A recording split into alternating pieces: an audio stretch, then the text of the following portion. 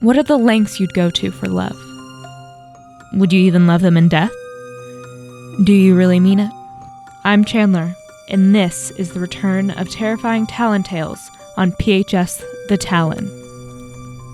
In 1877, Charles Chandler was born in Dresden, Germany. During his childhood, he would claim to have been visited by a spirit of a deceased relative, who revealed the face of his one true love. Well, he had been determined to find his soulmate.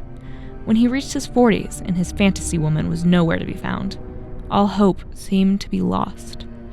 He soon immigrated to Florida, where he worked as a radiology technologist at the Marine Hospital Service in Key West, Florida, where our story begins. April 22nd, 1930. Elena de Hoyos had been brought into Marine Hospital and was soon diagnosed with tuberculosis, which was still considered to be a fatal disease in the early 1900s. Chandler, on his daily rounds, ran into the woman and immediately recognized her as the girl from his childhood vision, and was determined to save her. He would administer experimental treatments consisting of specially made tonics, elixirs, and medicines, in hopes of curing Elena, while also attempting to woo her with expensive gifts and constantly declaring his love for the dying woman. His efforts were futile, both in love and his treatment. Hoyos succumbed to her illness in October 1931. The obsessed caretaker, now overtaken with grief, insisted on paying for the funeral expenses, and even purchased a stone mausoleum to house her body.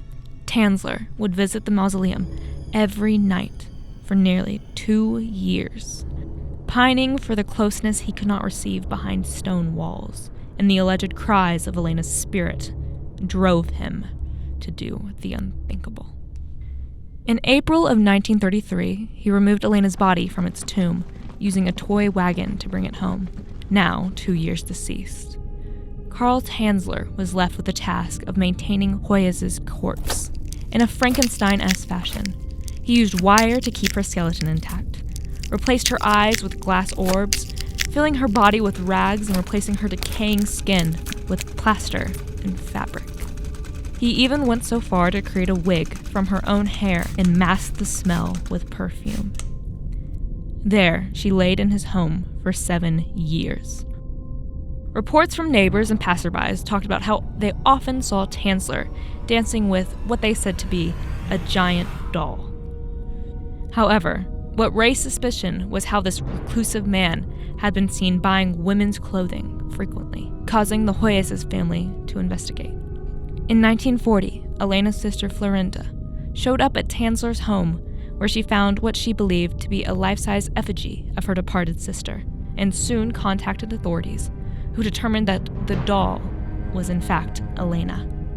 Chandler was swiftly arrested for graveside desecration, but when he stood trial for his crimes, while admitting to everything and more, he was acquitted due to the statute of limitations being expired.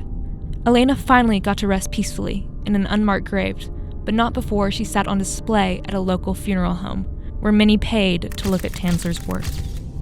For Chandler, he lived out the rest of his days alone, only accompanied by a life-size doll created in Elena's image.